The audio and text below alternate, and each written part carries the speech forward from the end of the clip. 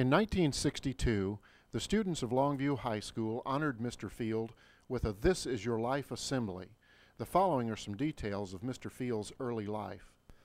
Thomas Griffin Field was born August 1, 1911, to parents Leonard and Augusta Field in Cleburne, Texas. He grew up in Cleburne and graduated from Cleburne High School.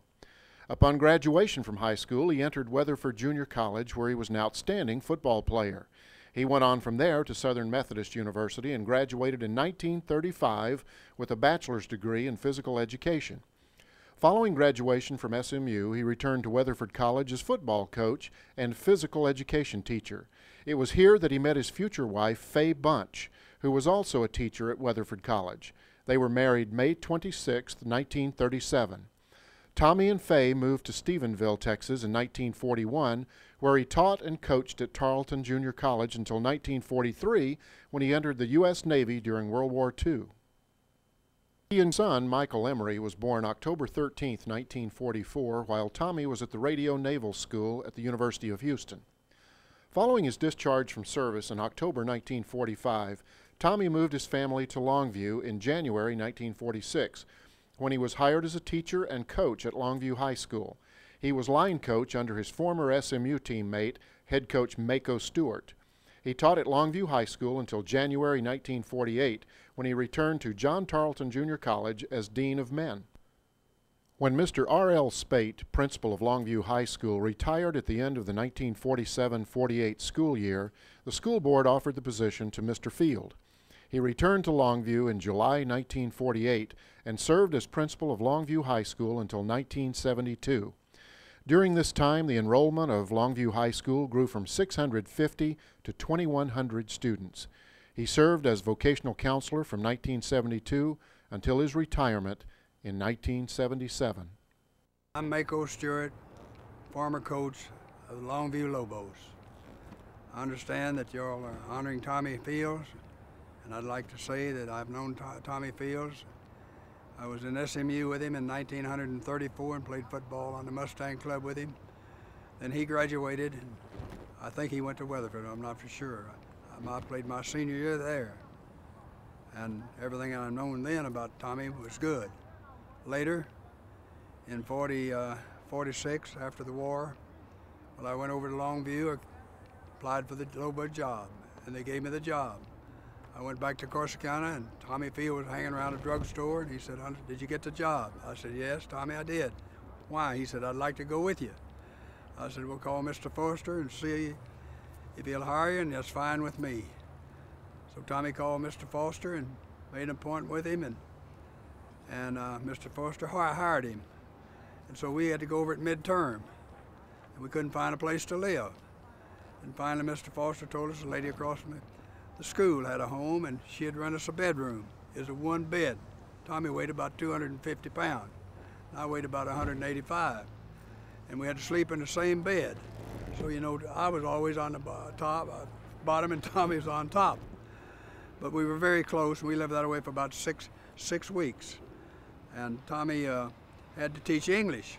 And I said, "How are you going to teach English? You don't speak very good English." He said, "Well, Faye's a major." Faye was his wife. And Faye would send him lesson plans. And Tommy would stay up to midnight studying for his lecture the next day. And it also gave me an opportunity to get sleep, because Tommy really snored. And if he got to bed first, then I'd never get any sleep. So we had a deal that he stayed up till I got to sleep, and then Tommy would go to bed. Myself came to Longview in midterm in 46. And Pete Shotwell was the coach, and Pete stayed over about a month while we were still here. And I learned a great deal about the boys from Pete Shotwell. And he told us that the first year was going to have it very rough. In 46, he said, in the 47, if they all stay eligible and all, said, you've got a chance of having a good ball club. Well, in 47, well, we did have a good ball club. You know that we was defeated by Breckenridge in the semifinals. In those days, there wasn't any classifications. It's just small teams and small schools and large schools. We had about 500 kids in high school, and they had about 2,500. They had a good ball club. We had, not Alabang, but we had Jim Pakenham, we had Ed Roach, and Buddy Terry, you know, all state, later little All-Americans in, and we had some sick boys that couldn't play, and we got walloped, we got kicked. 19-0. We did have a touchdown call back on a clip penalty that really tore our ball club up. Don Barton went about 60 yards with one, and a clip penalty was called with 50 yards from the play. And it tore the boys up, but still, Breckenridge had a great ball club, and I doubt if we could have defeated them. But we had good kids, and today those kids are good. They knew what we stood for, and they obeyed it as far as I know, and we still have very close relationship with those boys.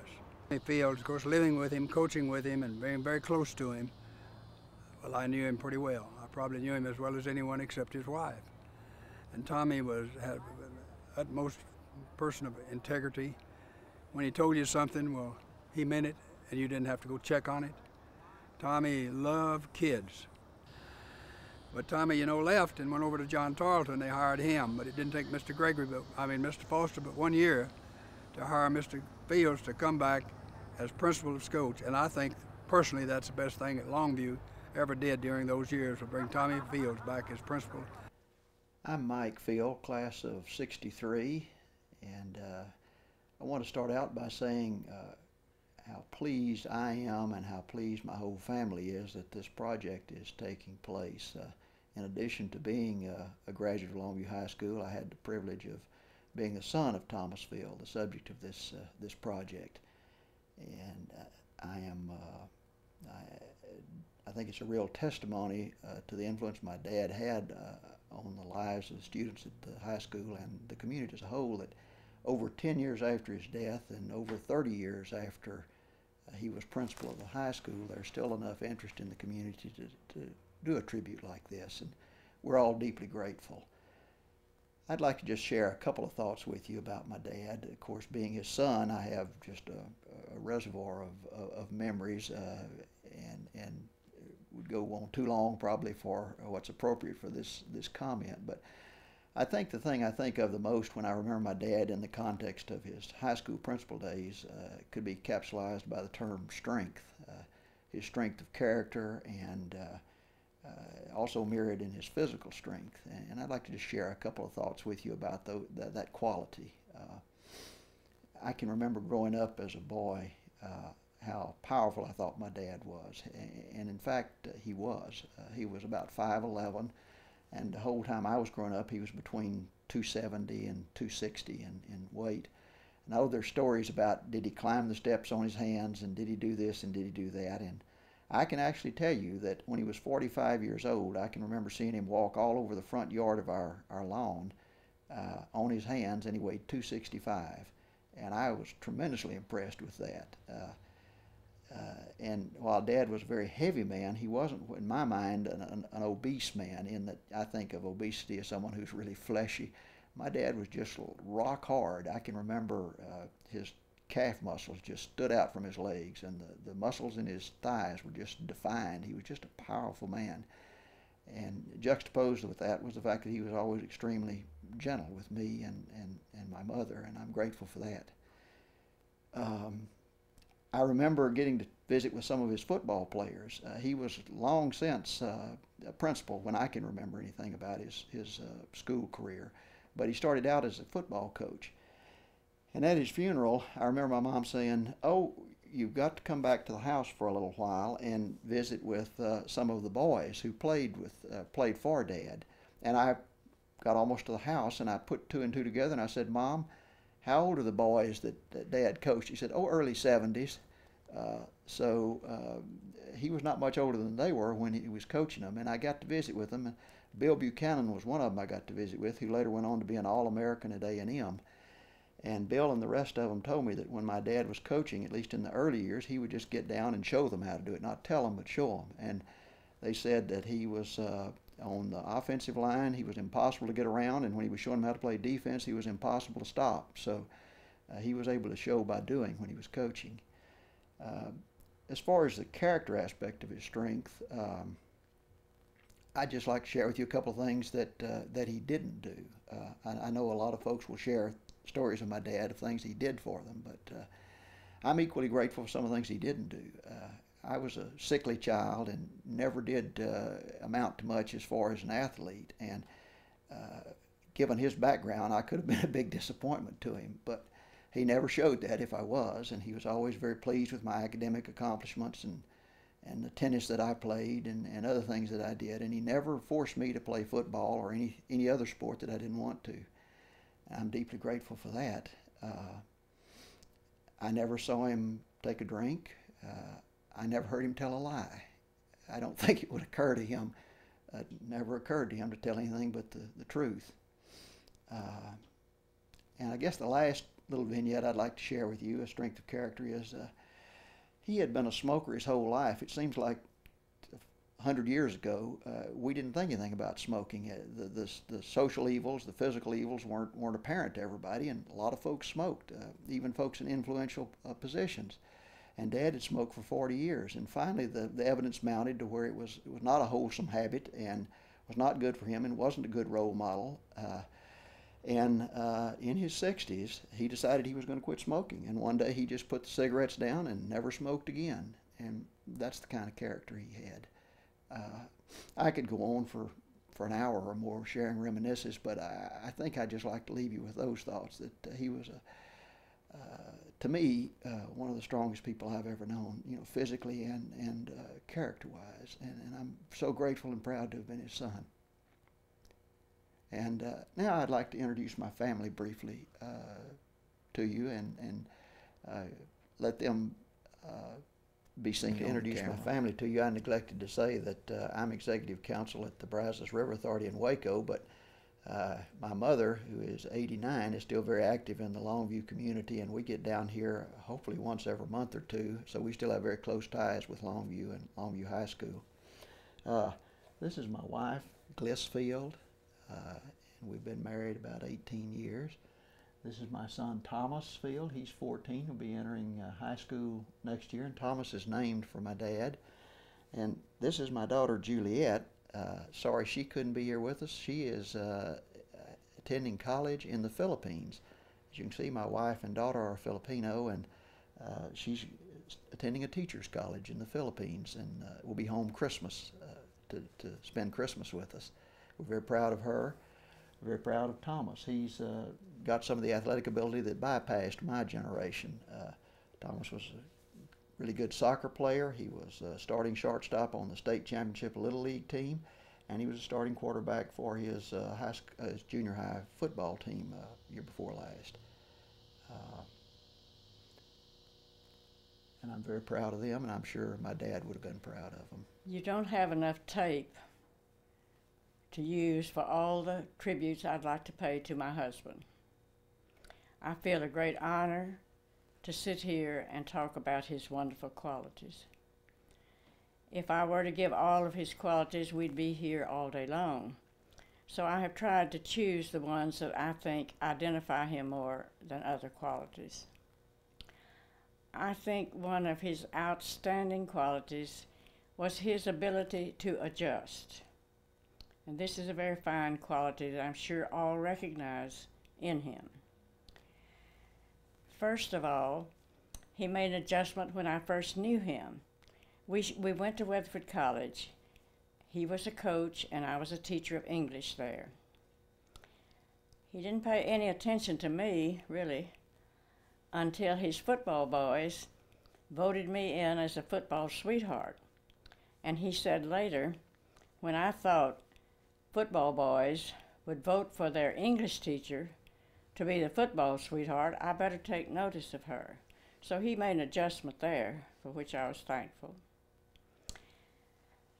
Later on, he had to make an adjustment when he went from there to Tarleton College and coached there. And that was a different situation, and he made that fine.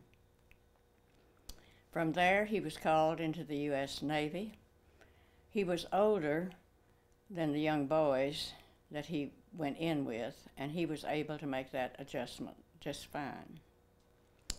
After his dismissal from the Navy, he went with Maco Stewart to Longview High School to coach.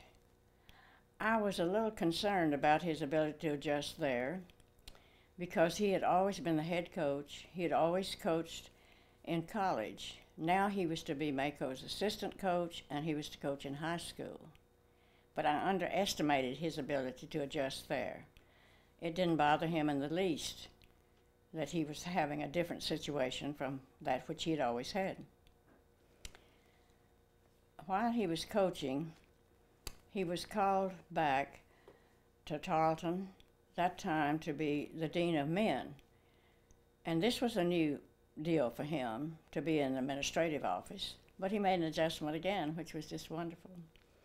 He had only been there 6 months when Mr. Henry Foster called him back to be principal of Longview High School. This was a different situation, but he made an adjustment there. And I think that maybe some people in Longview don't even yet realize how wonderful my husband and Mr. Everhart were during the period of transition, during the interchange of Womack High School back to Longview High School. There was very little disturbance at that time, and it was due to the goodwill and the cleverness of these two great men.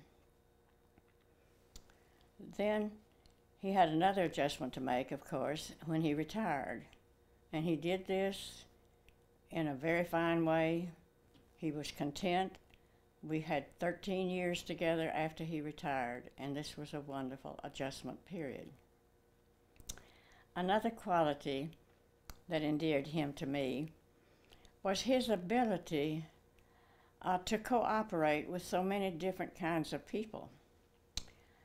He was so devoted to Longview High School.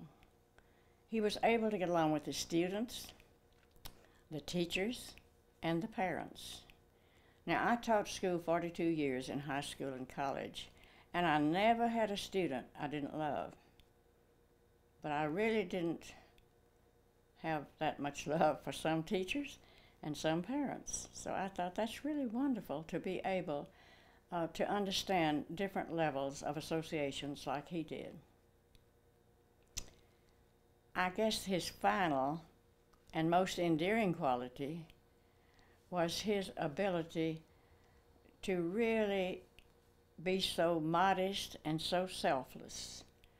It was almost impossible to hang a compliment on him. I remember telling him when they named the auditorium, T.G.ville Auditorium, after him, I said, I think that's a real honor that they named that for you while you're still living.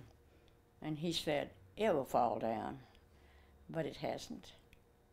So I could just keep on with all kinds of attributes, but it's just so wonderful to know that even in his last illness and his death, he was able to adjust to that. He did not complain. He did not say, why me? He just went on in his usual way of being able to take what the Lord had measured out for him to do. So it was a great deal of gratitude that I was able to share this life for over 50 years together in our marriage. And thank you. Thank you for the wonderful opportunity to be a part of this tribute to T.G. Field, one of the finest gentlemen that any of us have ever known, and most certainly one of the greatest to ever be associated with the Longview Independent School District. Tommy, of course, was a magnificent person, and what we remember about Tommy was we had two sons that went through Longview High School while Tommy was the principal, and I've talked to them as well as I've talked to some of their friends, and then the things that I know of my own, because several times during the time that my children were students here in the high school, I spoke at the assembly programs and got to see firsthand. I also talked to Steve Judy and Carol Judy. Steve and Carol were high school sweethearts who subsequently became Mr. and Mrs. Steve Judy, and they told Carol particularly, tells a tale about Mr. Fields was very insistent about the attire of the young ladies in high school, and he insisted on no young lady wearing skirts higher than her fingertips, and he actually preferred longer skirts below the knee if possible, but of course the fashion and everything being what it was, he insisted on the young ladies having skirts that were no shorter than their fingertips. And if they showed up at school in such short attire, well, they were sent home to change clothes and come back home in respectable skirts, of course. And I remember the things that occurred before assembly when everybody came in. Mr. Fields insisted on quietness and respect and all those things. And when they got too loud, he would mosey up to the front, to the podium, and lean on the podium. And that time, we're talking about the late 60s. By that time, TG had acquired a rather big paunch in front, like most of us. And he'd say, "All right, you bunch of knuckleheads, let's get quiet." And of course, immediately, I guarantee you, they got quiet and you could hear a pin drop. And what a wonderful gentleman. And of course, Tommy established himself as a person that you just gave Tommy Fields your respect, whether you were adult or whether you were a student. And of course, the memories that we're trying to preserve of all those wonderful days when he was riding herd on the student body at Longview High School. What a wonderful, wonderful person he was. And of course, we can't leave out his lovely wife. What a wonderful pair they were. And the wonderful memories that we have for T.G. Fields are the things that life are truly made of. Thank you for allowing me to be part of this wonderful documentary to preserve the memory of a wonderful #1 citizen of Longview. I'm O.L. Kimbrough and have lived in Longview since 1946. I first worked for the Veterans Administration and was sent here from the Dallas office. I worked for them several years. Then I went into the oil business and continued in the oil business until 1975. I also went into the radio business and had stations located in several different areas of Texas, and sold the radio business in 1982. I was acquainted with Tommy Fields when he came to Longview, and I was here at the time he came and was on the school board during most of his tenure and as principal and coach of Longview High School. I first met Tommy Fields at Weatherford College at Weatherford, Texas in 1932 when he was a sophomore and I was a freshman. He drove the college bus from the boys' dormitory to the college campus. Since I roomed about 2 miles from the campus and he came by the rooming house early each morning, he offered to let me ride the college bus to school. I always thanked him, and he would say, "Oh, forget it. It didn't amount to anything, and it was no problem."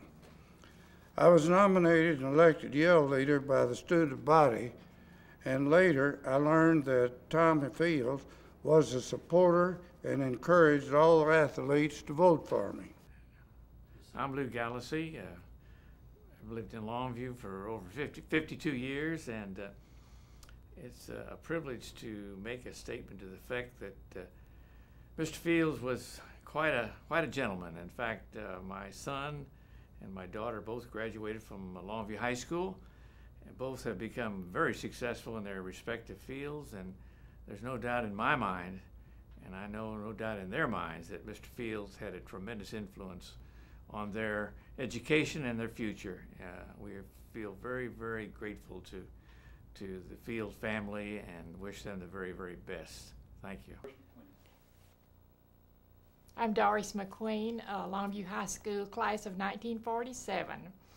My earliest memory of Mr. Tommy Field is in the first class he taught at Longview High School after he came there in 1946, and it was senior English literature, and that was an exciting experience. You never heard Macbeth taught like Tommy Field could teach it.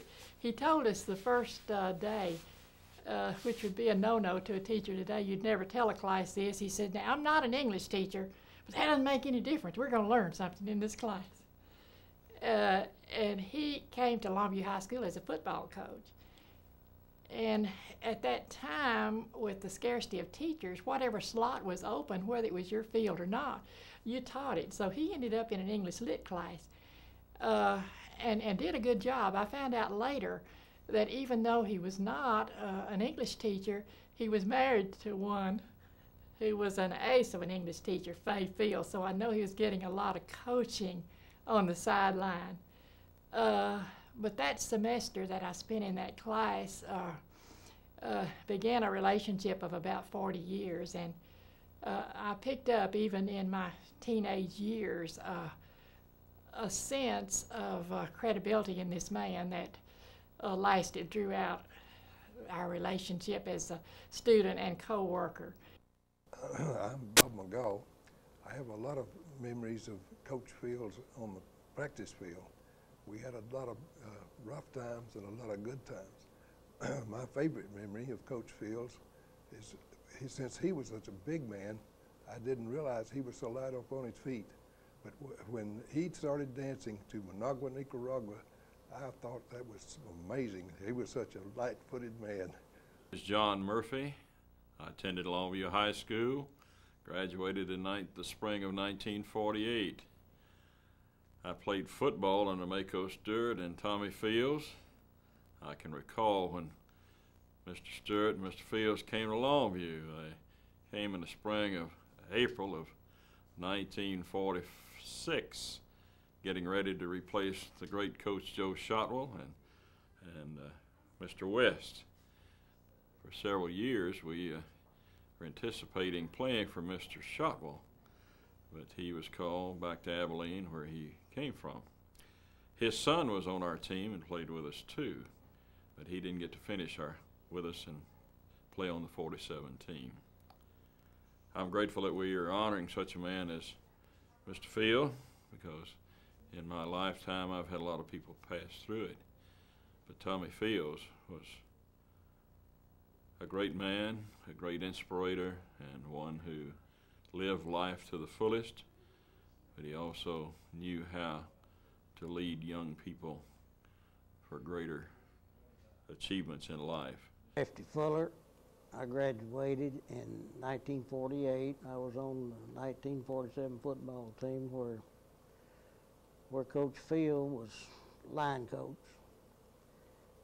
First thing I remember about Coach Field was I was scared of him. He was pretty tough, but he was a fine person.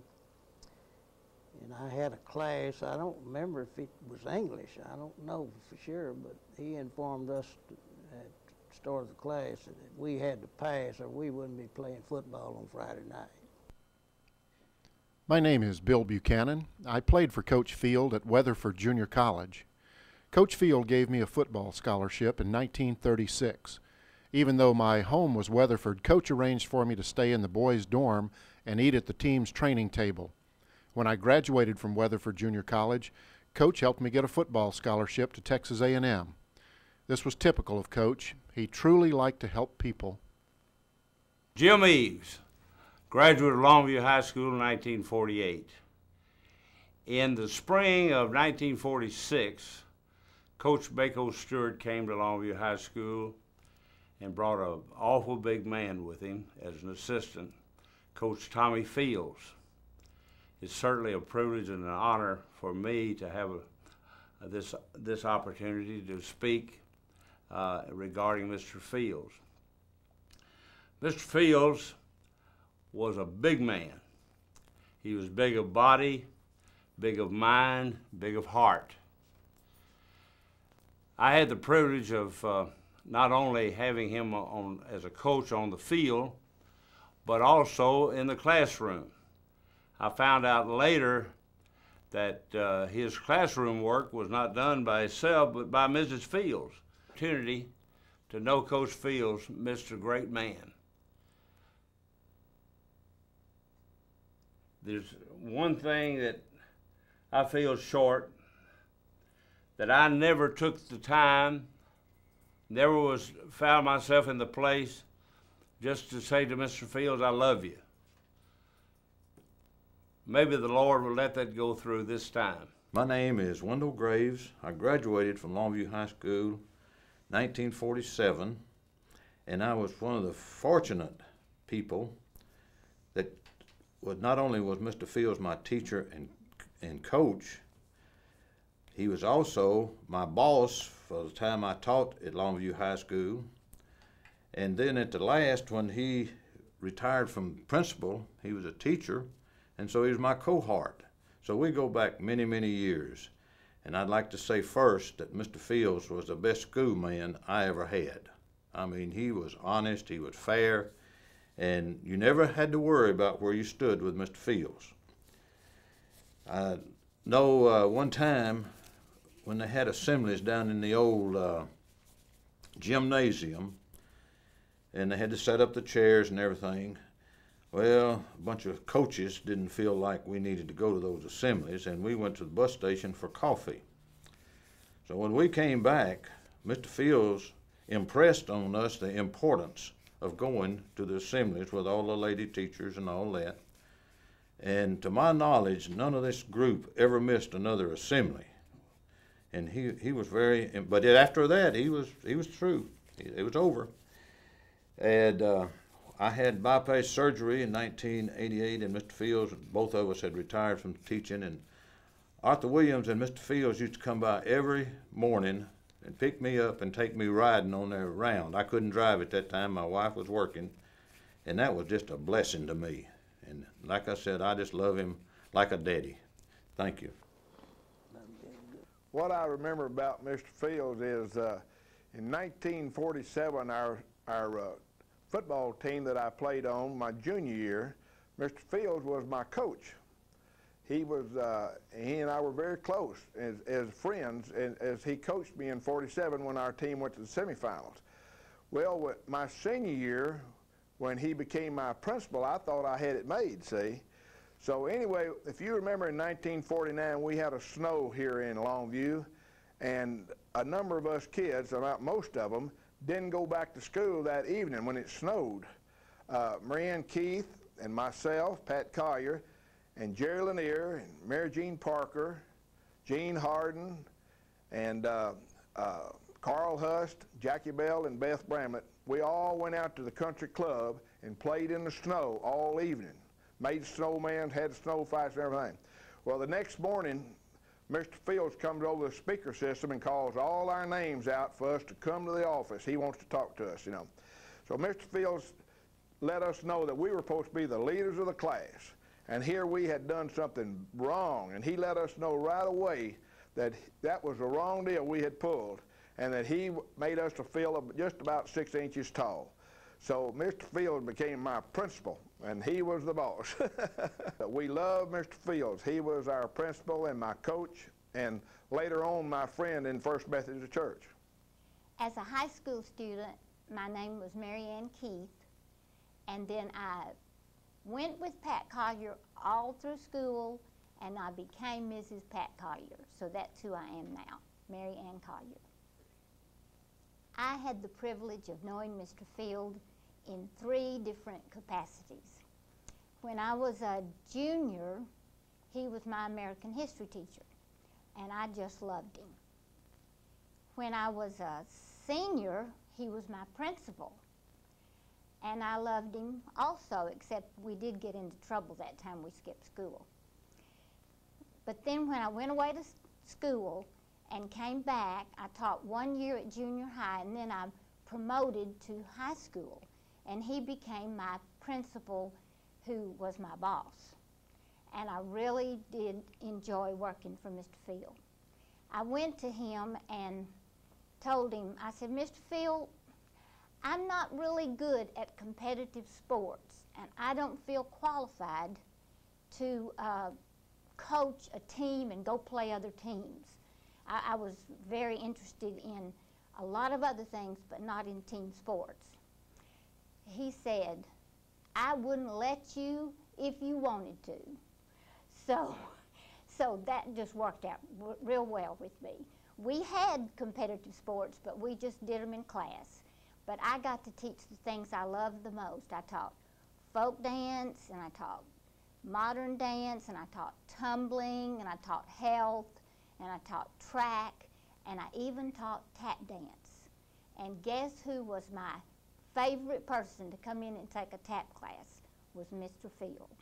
And he would come in and participate with us. So he was a wonderful, wonderful boss. I'm George Rainey. I graduated from Longview High School in 1952, and Mr. Field was the principal when I graduated. And Madge, I believe these chairs are a little smaller now than they were in the early 50s. That's possible. I'm Madge Rainey. I was Madge Bonham in high school, and I graduated in 1951. We just recently have had our 50-year reunion, and saw lots of old friends. When we were in school, one of the things that I thought about Mr. Field, for one thing, I had a great deal of respect for him. Anyone who had seen him would have a great deal of respect for Mr. Field. And he was a very fair man, but was quite a disciplinarian. And I managed to go all the way through high school without having any kind of run-in with my school principal. And it was certainly by design that I did that. When I moved to Longview, I was a sophomore, and I transferred from Hendrix High School. And Mr. Field was very gracious to me. Although he was an intimidating figure, he was never anything but kind to me. And I had been taking first-year Latin and plain geometry in Henderson, which were considered junior and senior courses in Longview. And I thought for a minute I was going to have to go through all that again, but he was able to work things out. So I was in Mr. Wilkinson's plain geometry class, which I just barely got out of. And Miss Stevenson was the Latin teacher and was very kind and helped me through some tough times. I am Margaret Spoiner, class of '57. Time has a way of dulling and even diminishing one's senses, but one of my most vivid memories includes a man that helped shape the lives of so many. Mr. T.G. Field was an institution within himself. He had a smile that would say, "You're doing okay," or that look that said, "You have messed up, now get back to class." He was fair-minded, and even though he was known as an athlete, education was his #1 goal. Mr. Field will be considered a role model for generations to come. To put it simply, he was an educator. I am Linda Ryan Butter, class of 1954. My dad, A.B. Ryan, was on the school board when Mr. Field became the principal of Longview High School, and he had great respect for him. I was informed that I was not to get into any kind of trouble in school. After all, my dad was on the board, and I was to set a good example for other students. Therefore, my goal was to avoid any encounters with the principal, but I had great respect for him, and he was very beloved by the students. I'm Tommy Kuykendal. I graduated in the class of 1957. T.G. Fields was a giant of a man. I can recall clearly my first impressions of Mr. Field as a young sophomore entering Longview High School. That time I probably weighed about 145 pounds. And when I saw the man, the size of his chest, the size of those big arms, I knew immediately that I never wanted to do anything to get that fellow mad at me. I'm sure that every young male sophomore in our class thought the same thing. Well, most of us had already heard about Mr. Fields walking up and down the stairs to the second floor on his hands. Mr. Fields ran a very tight ship. I can remember him walking down the halls of Longview High School. He would laugh and joke with you, but you also knew when you needed to shape up. If by chance you were walking down the halls or out on the schoolyard, Mr. Fields walked up behind you and placed one of those giant hands on your shoulder, I can guarantee he had your undivided attention. Those of you who are here today, or those of you who are to later see this tribute to Mr. Fields, I ask that you stop, take a minute, and recall the little smile of Mr. Fields, the little smile and the twinkle in his eyes that was always there. Can you picture it? Do you have it? Today, almost 45 years have passed since my class graduated from Longview High School. Mr. Fields and so many of our teachers and coaches are no longer with us. Maybe it's in remembering Mr. Fields that I want to make the point that when in seeing some of the remaining teachers, the Addie Jo Williams, the Jess Londons, the C.C. Turners, the Arthur Williams, and others, that I will take the time to give them a big hug and express my appreciation to them for the wonderful contributions that they have made to my life. Earlier, I'd ask each of you to stop and remember that little smile of Mr. Fields. I think now that I know what that little smile was all about. Mr. Fields knew that he was producing winners. Winners in each student that finished Longview High School.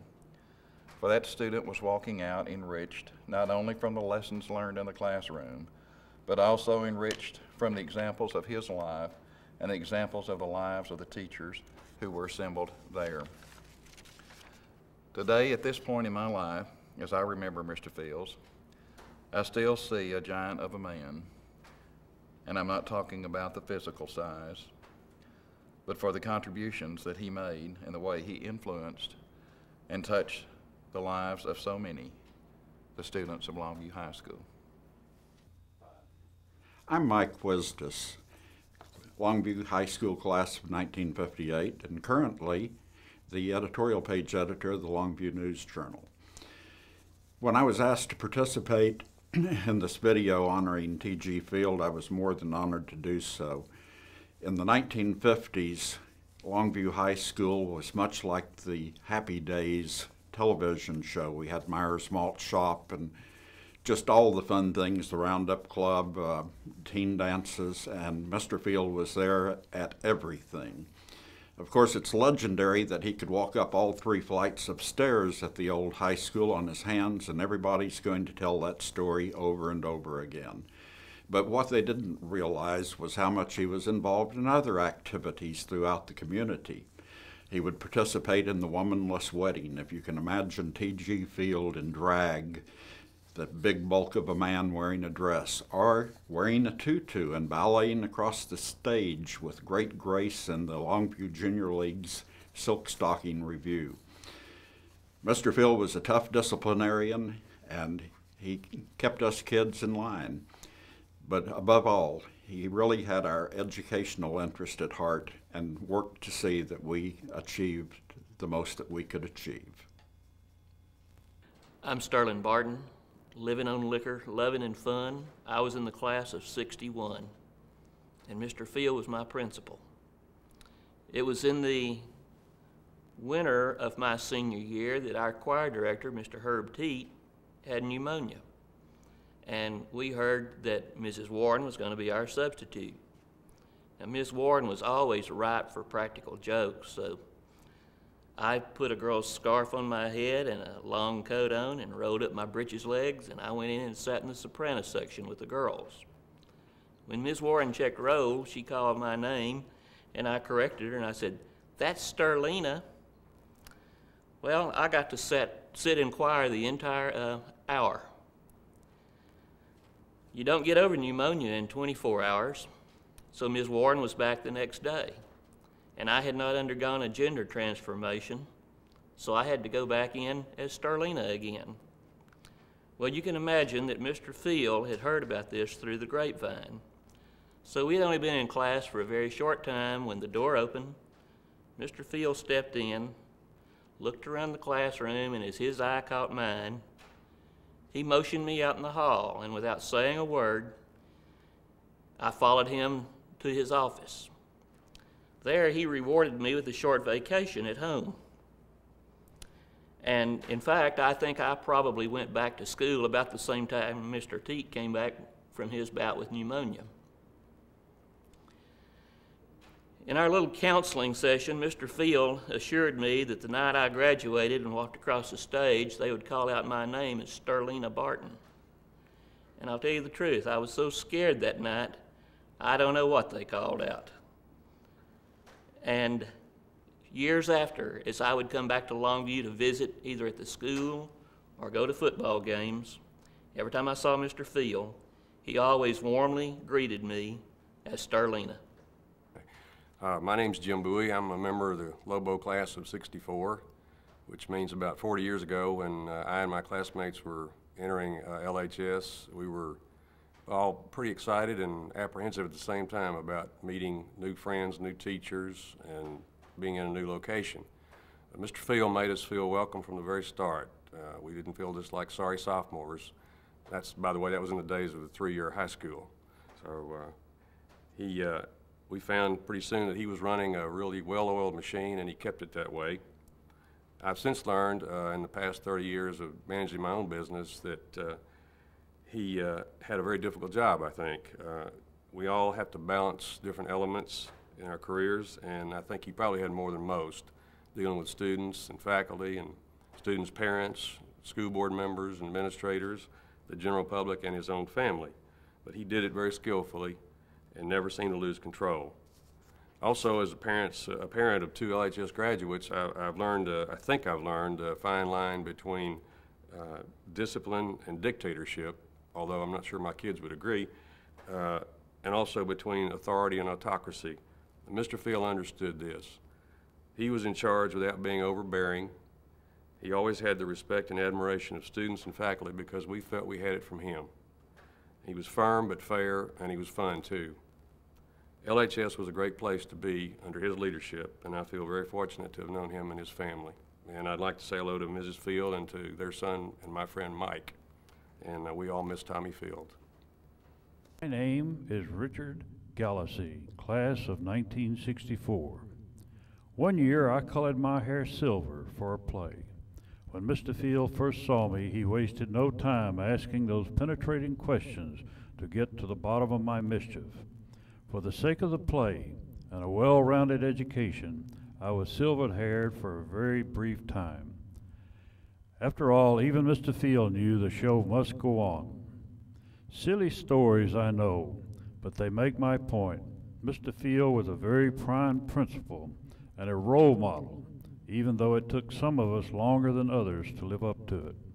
He combined the essence of common sense, discipline, understanding, and an interest in young people to lead Longview High School and prepare many students for an uncertain future. My name's Mike Collier, and I graduated in the year 1965. And I was fortunate to be the student council president during those years. And one of the things that I remembered that we got to do, that when I went to student council camps, where it was represented other schools around the state, we talked about having a 20-minute break. And that seemed to just floor everybody, that Mr. Field would turn the school loose for 20 minutes. That's teachers and everybody, and we could get everybody back to class during that 20-minute break. We could go and have a Coke or talk to our friends, but everybody made it back to class. As long as we kept the rules, then everything was okay. I'm Sammy Satterwhite, or I prefer to be called Sam these days. I was a student here at Longview High School from '67 to '70, and have lots of warm memories here, and especially today, having this video shot in T.G. Field Auditorium brings back a lot of memories, and a lot of those center around Mr. Field. I had the great honor of being a student council president when I was a senior, and so I got to spend a lot of time with Mr. Field. And the times that I stood here on this stage looking out over our student body, I was always in fear of saying something that would make Mr. Field blow his whistle. and everybody knows about Mr. Field and his whistle. I think that probably came from his years as a coach, but he certainly used that as an instrument of destruction. Mr. Field was a disciplinarian, and other folks will tell you about how much of a disciplinarian he was, but he also had quite a sense of humor. He just couldn't let the students see much of that sense of humor. One thing that Mr. Field did that helped me as a person immensely, I'd like to tell you about. When I was elected student council president, Mr. Field called me in shortly thereafter and gave me a ring of keys. And I don't remember how many. There were a bunch of keys on this ring. And he told me that, son, these are the keys to every lock at this school. Some of them you will need to use. Some of them will get you into places that are none of your business. I expect you to keep your nose clean and stay out of places where you don't belong. Well, needless to say, I used the key to the front door into the counselor's office and some of the places where I felt like I did need to be. Even if I had wanted or been so inclined to get into other places just to see what was there, my fear of Mr. Field kept me from doing that. And I think in his showing me that amount of trust, it sure helped to develop what character I have. I'll always cherish memories of T.G. Field and my years here at Longview High School. My name is Jeanne Knutson Stell, class of 1971. I can still see Mr. Field sitting in his office when I was in the student council office. His door was always open, but one day Miss Hinton went in and they closed that door. I knew something was up. I later found out she was letting him know she was expecting a baby. That door was not ever closed again, at least when I was around. There was a mystique about his office. From the relative security that comes with familiarity, we were a displaced student body facing our senior year in high school in mostly unfamiliar surroundings. The Longview Lobo replaced the Womack Leopard. We didn't know what to expect. We only knew that we'd celebrate our final year of high school in a new environment. During this transition, I was elected to lead the Womack student body as student council president, a student council that would merge with the Longview High Student Council and student body. From the start, Mr. Field made us feel welcome. He fully appreciated and respected the long-standing traditions and heritage of Womack. In the course of my duties as co-president, I often found myself in his office. With constant requests for breaks and special projects for the combined student body, we formed a relationship born of respect and friendship. He challenged us to be innovative. We learned that our teachers were not the only ones doing the teaching. He was a key ingredient to the success of that first year of integration. Our relationship was an example to the combined student body. Hi, my name is Marie Hendrix Rains. You might remember me as Marie Hendrix, and I want to share with you my story about Mr. Field and my graduation in 1972. As many of you know, being called to Mr. Field's office would strike terror and fear into most any student at Longview High School. However, my story is a little bit different. My experience visiting Mr. Field's office was quite different because in 1972, I wanted to graduate with my class of friends who I had grown up with all my life, and my father got a great job opportunity to move to El Paso, Texas. As you can imagine, this wasn't too thrilling to me after living in Longview all of my life. So I had the opportunity to meet with Mr. Field and see the more compassionate side of him as he provided for me to go to El Paso and go to school, and then to return and graduate with my class in 1972. So this was quite delightful for me, and I will always remember Mr. Field as a compassionate, kind, and caring man who thought very deeply about all of his students at Longview High School.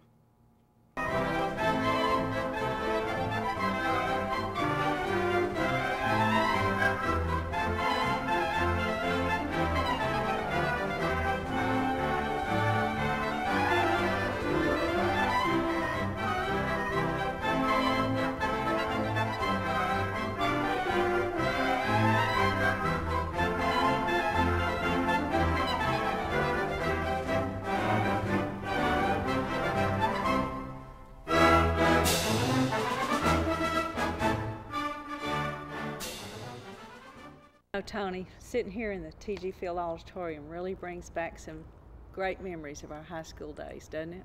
We really had some good times in here, didn't we? Yeah. Remember all those assemblies when we'd have one group fighting this group and this group with our school songs and our chants? And I see right now Mr. Field standing over there by those steps leading up to the stage, and he's got a whistle around his neck. Ah, his whistle. Remember Forgot the whistle? about the whistle. Remember the whistle? Do you ever remember him blowing that whistle more than one time? No, he didn't. No, he didn't need to. I don't think he took it, did he? Oh, just one time we were. He put the fear in us. Oh, yeah, he had the fear in us. Yeah. He arranged for us some really good assembly programs. We had some great programs, and he had some surprises. Remember the year that Mike Collier was running for student body president, and he had broken his leg in football, and he was up in Dallas at the hospital? Yeah. Well, you know, that's the week that they were having their speeches. Right. The candidates all gave their speeches to get to be student council officers. And he wasn't even going to class. Right. And we wondered, well, how is poor Mike even going to give his Canvas speech? He can't even run. And then all of a sudden, out from the side of the stage, came this wheelchair rolling out, Mike with his foot straight out in front of him. Right. And the dog was pulling the wheelchair on the leash, but it just brought the house down. Well, who wouldn't vote for somebody in a wheelchair with a dog pulling with his cast from his ankle to his hip, for goodness sake? Really, if you can make an entrance like that, you can be the president of the student body. Oh, yeah. The thing I remember is when we did have our assembly programs, he was always adamant about us getting back to class on time. Oh yeah, we didn't stay. I mean, we got to get back to that classwork. Yeah.